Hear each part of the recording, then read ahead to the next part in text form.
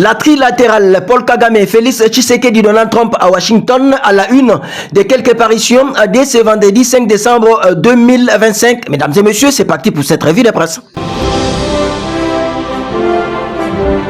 Washington et Kinshasa scellent un partenariat stratégique inédit autour des minerais critiques à la une du site d'information générale pifoinfo.net.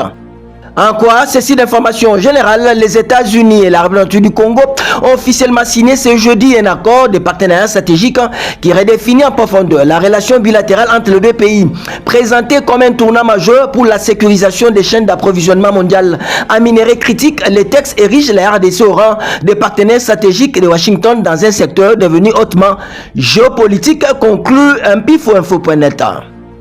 Le même sujet est relayé cette fois-ci par le quotidien d'information Info 27 qui titre PRDC Rwanda, Tshisekedi arrache à Washington l'engagement que Kigali n'avait jamais consenti.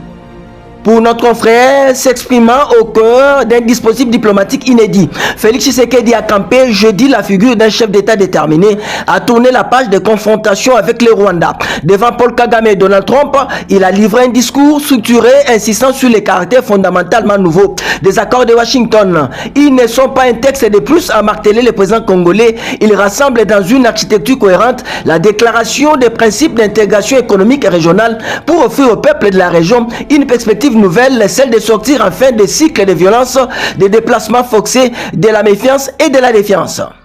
Dans le même chapitre, les points sur lesquels Kinshasa refuse de transiger à la une du Panafricain d'Afrique, Africa News.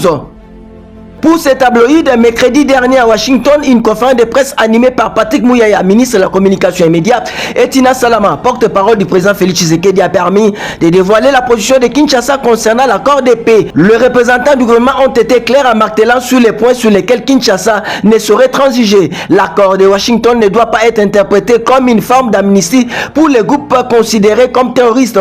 Patrick Mouyaya a rappelé l'importance du retrait des troupes rwandaises ainsi que de l'arrêt du soutien de Kigali aux forces alliées de la FCM23 comme condition sine qua non d'une paix durable en République du Congo. Tina Salama a ensuite détaillé les enjeux objectifs de cet accord signé entre Kigali et Kinshasa en réaffirmant la pleine souveraineté de la République du Congo sur son territoire et ses ressources. On va terminer avec le titre de ce journal, Grand Débat. RDC, John Banza et Nikon Zaou de la CGT rassurent l'avancement des travaux de Kananga Kalambambouji.